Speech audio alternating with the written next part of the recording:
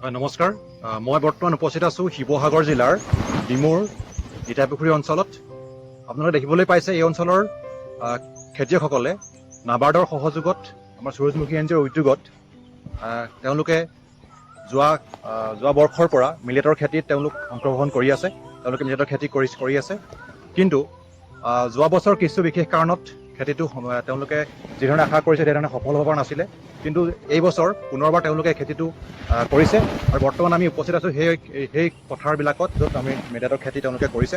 আৰু মোৰ লগত কিছুমান খেতিয়ক আছে, তেওঁলোকৰ লগত কথা পাতিবৰ কাৰণে আমি আহিছোঁ।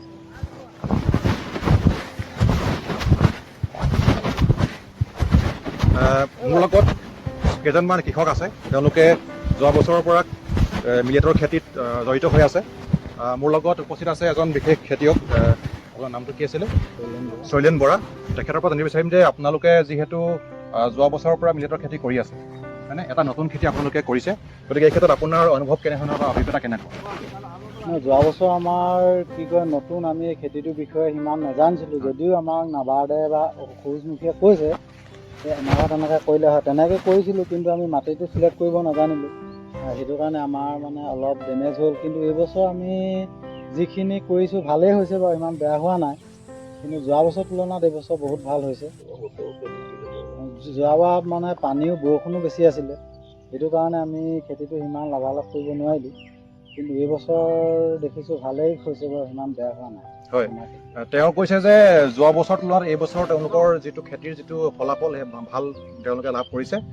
দেখিবলৈ পাইছে আপোনালোকে যে ইয়াত মিলেট ইতিমধ্যে তেওঁ ফল লাগিবলৈ আৰম্ভ কৰিছে।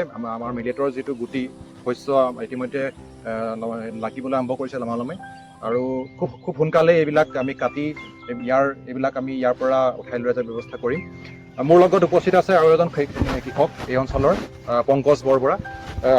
আপোনাক জানিব বিচাৰিম যে যিহেতু এইটো এটা নতুন খেতি আপোনালোকৰ কাৰণে, এটা নতুন খেতি আপোনালোকৰ কাৰণে, নাবাৰ্ডে সহযোগ কৰিছে, লগতে আমাৰ সূৰুযমুখী যি স্বেচ্ছাসেৱী সংগঠন তেওঁলোকে আপোনালোকক সহযোগ কৰিছে। এই ক্ষেত্ৰত আপোনাৰ অনুভৱ কেনেধৰণৰ হ'ব পাৰে? প্ৰথমতে আমি স্বেচ্ছাসেৱী সংগঠন সূৰুযমুখীক ধন্যবাদ জনাইছোঁ। লগতে নাবাৰ্ডে তেখেতলোকৰ যি সহায় সহযোগিতা আগবঢ়াইছে তেখেতলোকৰ যোগেদি আমাৰ কৃষকসকলক। আৰু এটা নতুন খেতি, আমি মিলেটনো কি নাজানিছিলোঁ। যোৱা বছৰ সূৰুযমুখীৰ দ্বাৰা আমি মিলেটৰ বিষয়ে অৱগত হৈছিলোঁ, আৰু মিলেট খেতিটো কৰি যে আমাৰ শিক্ষিত নিবনুৱাসকল বিশেষকৈ লাভান্বিত হ'ব পাৰিব, সি এটা আশাৰ ৰেঙনি আমাৰ মাজলৈ এইবাৰ কঢ়িয়াই আনিছে। আমি গম পাইছোঁ যে মিলেট প্ৰতি কিলোত 300ৰ পৰা 350 টকাত বিক্ৰী হয়। যদি সেইটোৱে হয়, এবিঘা মাটিত যদি আমি ধান খেতি কৰোঁ, ধানৰ উৎপাদনতকৈ মিলেট যদি আমি সেই ধৰণৰ উৎপাদন কৰিব পাৰোঁ, বহুতখিনি কৃষক উপকৃত হ'ব বুলি ভাবিছোঁ।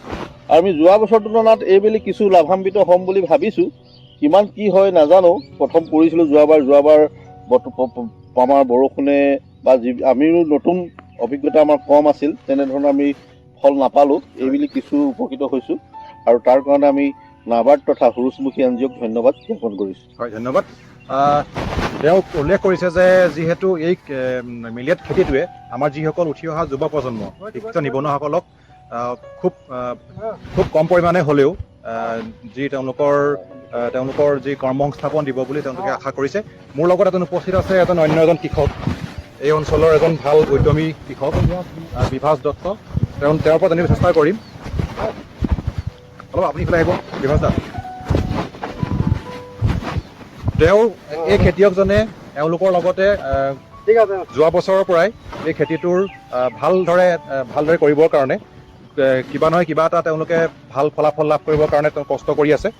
তো তেওঁৰ অনুভৱ জানিব বিচাৰিছোঁ, আপোনাৰ কেনেকুৱা লাগিছে যে এটা নতুন খেতি আপুনি কৰিছে?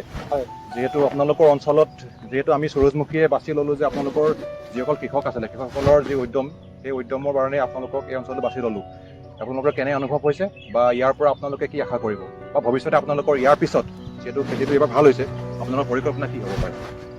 মানে পৰিকল্পনা কি, আমিতো এইবাৰতো আমি বহুতখিনি ভালে দেখিছোঁ যোৱা বছৰৰ তুলনাত।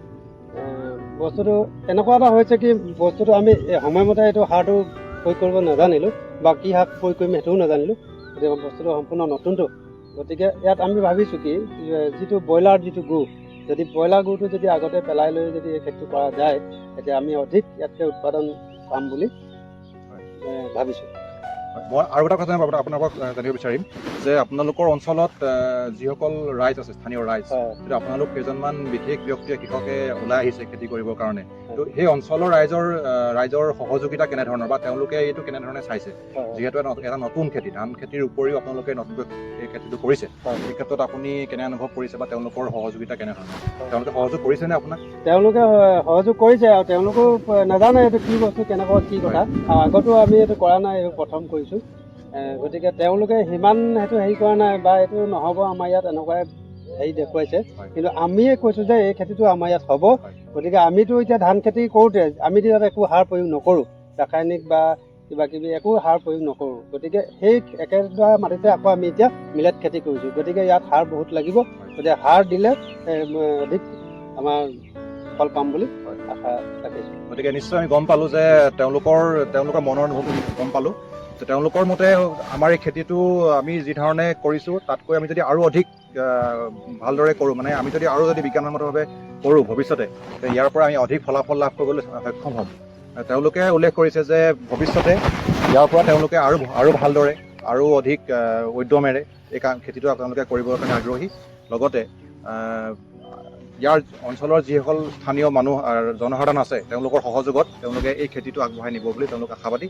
আৰু শেষত মই তেওঁলোক আটাইকে ধন্যবাদ জনাইছোঁ। তেওঁলোকে আমাৰ সূৰুযমুখী স্বেচ্ছাসেৱী সংগঠনৰ লগত একেলগে কাম কৰি নাবাৰ্ডৰ সহযোগত এই খেতিটো এটা যোৱা বছৰৰ তুলনাত এই বছৰ অধিক ভাল ফলাফল কৰি এটা স্বাৱলম্বিতা এটা নিদৰ্শন দেখাবলৈ সক্ষম হৈছে।